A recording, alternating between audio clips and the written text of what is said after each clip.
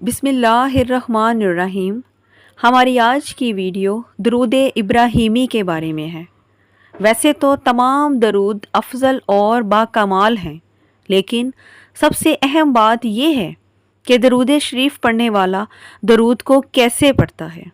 यानी जो जितनी मोहब्बत और लगन से दरूद पाक को पढ़ेगा, उसको उतना ही जल्दी दरूद पाक की अहमियत व फ़ज़ाइल का अंदाज़ा होगा। नाज़रीन, दरूद इब्राहीमी सबसे ज़्यादा फ़जीलत रखता है। इसकी फ़जीलत के असरात सातों समुंदर के नीचे से लेकर सातों आसमान के ऊपर तक हैं, और ये ख़ासियत सिर्फ़ दरूद इब्राहीमी में ही है, क्योंकि शयातीन कभी दरूद शरीफ नहीं पढ़ सकते और ना ही दरूद पाक पढ़ने वाले की इबादत में खलल डाल सकते हैं। दरूद पाक हमेशा वो लोग ही पढ़ते हैं जो आक़ाए दो जहां हज़रत मोहम्मद सल्लल्लाहु अलैहि वसल्लम से मोहब्बत करते हैं। इनमें इंसान और नेक जिन्नात दोनों शामिल हैं, और जो लोग बड़ी बाकायदगी से दरूद इब्राहीमी को पढ़ते हैं तो नेक जिन्नात इन इंसानों से मोहब्बत करना शुरू कर देते हैं, उनकी मदद करते हैं और दरूद पाक पढ़ने वालों की महफ़िल में हाज़िरी देते हैं, और ये नेक जिन्नात दरूद इब्राहीमी पढ़ने वालों की ग़ुलामी में आ जाते हैं। अब जिन्होंने इन बातों को समझ लिया वो दुनिया और आखिरत में कामयाब हो गया। हज़रत हकीम तारिक चुगताई साहब बयान फरमाते हैं कि एक शख्स मेरे पास आया और कहने लगा कि जिन्नात ने मुझे तंग कर रखा है, हमारा सुकून बर्बाद किया हुआ है, हमने हर तरह के हरबे इस्तेमाल कर लिए, मुख्तलिफ़ वजीफ़े भी किए, लेकिन कुछ भी फ़र्क ना पड़ा।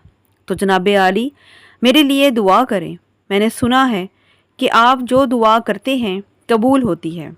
बुराए मेहरबानी मेरे लिए भी दुआ करें ताकि उन जन्नात से हमें छुटकारा मिल सके।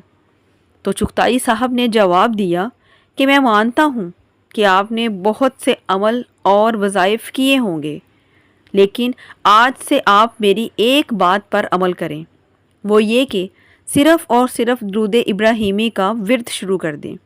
और याद रखना कि दरूद इब्राहीमी को कसरत से पढ़ना, यानी जितना ज़्यादा हो सके उतना पढ़ो, और अपने घर वालों को भी दरूद इब्राहीमी पढ़ने की तलकीन करो। अभी आज से सब घर वाले कसरत से दरूद इब्राहीमी पढ़ना शुरू कर दो। ये बात सुनकर वो आदमी चला गया और बाकायदगी से दरूद इब्राहीमी का विर्द शुरू कर दिया। अभी दरूद शरीफ पढ़ते हुए उसे चंद दिन ही गुजरे थे कि जिन्नात ने उस शख्स पर अपनी हाज़िरी दे दी और कहने लगे कि अपने मुर्शिद से कहो कि दरूद इब्राहीमी तो हम भी पढ़ते हैं, लिहाजा तुम्हें कुछ और पढ़ने को दे दें। दोबारा वो शख्स हकीम चुगताई साहब के पास आया और सारा वाक़या सुनाया कि जिन्नात मुझे कहते हैं कि दरूद इब्राहीमी हम भी पढ़ते हैं, तुम कुछ और पढ़ो। जनाब आली मुझे बताएं अब मैं क्या करूं? तो हकीम साहब ने जवाब दिया कि अगर वो जिन्नात दरूद इब्राहीमी पढ़ते हैं तो इसका मतलब है कि वो जिन शयातीन में से नहीं हैं, बल्कि वो नेक जिन्नात हैं और तुम्हें तंग भी करते हैं। हालांकि नेक जिन्नात लोगों को ऐसे तंग नहीं करते, इसलिए तुम दरूद इब्राहीमी का विर्द जारी रखो, उसे पढ़ना ना बंद करना। वो जिन्नात फिर से हाज़िरी देंगे और तुमसे बातचीत करेंगे। चनाचे वो शख्स दरूद इब्राहीमी को उसी तरह कसरत से पढ़ता रहा। कुछ ही दिनों बाद फिर से जिन ने हाज़िरी दी, तो उस शख्स ने उन जिन्नात से पूछा कि तुम्हें क्या मसला है, दरूद इब्राहीमी पढ़ते हो कि जिस शख्स भी हमें तंग करते तुम्हें दरूद इब्राहीमी पढ़ने का मशवरा दिया है, हम उस शख्स से मुलाकात करना चाहते हैं। वो शख्स दोबारा हकीम चुगताई साहब के पास गया और कहने लगा कि वो जिन्नात आपसे मिलना चाहते हैं, बात करना चाहते हैं। ये सुनकर हकीम तारिक साहब ने उस आदमी से कहा कि तुम दरूद इब्राहीमी पढ़ना शुरू कर दो।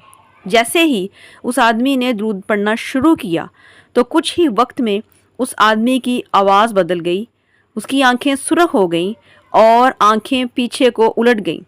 फिर जिन्नात की हाज़िरी हुई। उन्होंने हकीम साहब को सलाम पेश किया और कहने लगे, हमें आपसे मिलने का बहुत शौक़ था, क्योंकि आप रब कायनात से सच्ची मोहब्बत और अकीदत रखते हैं। اور اللہ کی مخلوق کے خدمت گزار ہیں۔ یہ سن کر حکیم صاحب نے جنات سے کہا کہ ایسی کیا وجہ ہے کہ تم لوگ اس انسان کو تنگ کرتے ہو، حالانکہ تم نیک جنات میں سے ہو؟ تو جنات نے جواب دیا کہ اس شخص نے اور اس کے گھر والوں نے ہمیں پریشان کیا ہوا ہے۔ ہم اس کے گھر میں رہتے ہیں، اپنے رب کی عبادت کرتے ہیں، درود ابراہیمی پڑھتے ہیں، لیکن اس کے گھر والے موسیقی بہت شوق سے سنتے ہیں اور ان آوازوں سے ہمیں تکلیف ہوتی ہے اور ہماری عبادت میں خلل پڑتا ہے۔ یہ گندے اور غلیظ لوگ ہیں کیونکہ اپنے گھر کی صفائی نہیں کرتے، جس کی وجہ سے ہمارا بھی اٹھنا بیٹھنا مشکل ہو جاتا ہے۔ یہ تمام باتیں سن کر حکیم چغتائی صاحب نے جنات سے کہا کہ ان کی طرف سے میں آپ کے ساتھ معذرت کرتا ہوں اور درخواست کرتا ہوں کہ آپ ان لوگوں کو معاف کر دیں اور تنگ کرنا چھوڑ دیں۔ تو جنات نے کہا کہ آپ ہی ان کو سمجھا لیں، اگر یہ لوگ آپ کی بات مان لیتے ہیں تو ہم بھی انہیں تنگ نہیں کریں گے۔ تو آگے سے حکیم صاحب نے کہا کہ تم لوگ ان کا گھر چھوڑ کیوں نہیں دیتے؟ تو جنات کہنے لگے کہ اپنے باپ دادا کا گھر کون چھوڑتا ہے؟ یہ لوگ تو چند سالوں سے وہاں رہ رہے ہیں، لیکن ہم تو اس گھر میں ہزاروں سالوں سے رہتے ہیں، تو ہم کیوں اپنی جگہ کو چھوڑیں؟ لہٰذا ان لوگوں کو سمجھائیں کہ گھر کو صاف رکھیں اور موسیقی سے پرہیز کریں اور کثرت سے درود ابراہیمی پڑھتے رہیں۔ اگر یہ لوگ مسلسل اپنے گھر میں درود ابراہیمی کی محفل سجائیں گے تو ہم ان کو تنگ کرنے کی بجائے ان کے دوست بن جائیں گے اور ان کے ہر کام میں ان کی مدد کریں گے۔ حکیم طارق صاحب نے جنات کی یہ تمام باتیں سن کر ان سے پوچھا کہ درود ابراہیمی میں ایسی کیا بات ہے، اس درود میں ایسا کیا راز ہے جو تم سب بھی اس کا کثرت سے ورد کرتے ہو؟ تو جنات نے کہا سب درود ہی افضل ہیں، لیکن درود ابراہیمی سب درودوں میں سب سے افضل ہے، کیونکہ اس کی فضیلت ساتوں زمین کے نیچے سے اور ساتوں آسمان کے اوپر تک ہے۔ اس لیے ہم جنات اس درود کو کروڑوں کی تعداد میں پڑھتے ہیں، لیکن اگر کوئی انسان پوری محبت اور دل سے صرف ایک بار درود ابراہیمی پڑھتا ہے تو اس انسان کا ثواب جنات کے کروڑوں دفعہ درود پاک پڑھنے کے برابر ہے۔ یہاں ایک بات سے میں آپ کو آگاہ کر دوں کہ توجہ اور دھیان سے درود پڑھنے کا مطلب یہ نہیں کہ ہم چلتے پھرتے درود ابراہیمی پڑھتے رہیں، دماغ میں ہمارے کچھ چل رہا ہے اور زبان پہ ہماری درود ہے تو اس کو توجہ اور دھیان اور محبت سے پڑھنا نہیں کہتے، اور اس کا اجر بھی اتنا نہیں ملتا جتنا ملنا چاہیے۔ اگر آپ سکون سے بیٹھ کر پوری یکسوئی کے ساتھ محبت کے ساتھ درود ابراہیمی کو پڑھیں گے تو اس کا اجر ہمیں ویسے ہی ملے گا جیسے کہ ان جنات نے بتایا۔ ناظرین، اسی امید کے ساتھ اجازت دیں کہ آپ کو ہماری آج کی ویڈیو پسند آئی ہوگی۔ میری دعا ہے کہ اللہ تعالی ہمیں درود پاک پڑھنے کی توفیق عطا فرمائے، میرا سنانا اور آپ کا سننا قبول و منظور فرمائے، آمین ثم آمین۔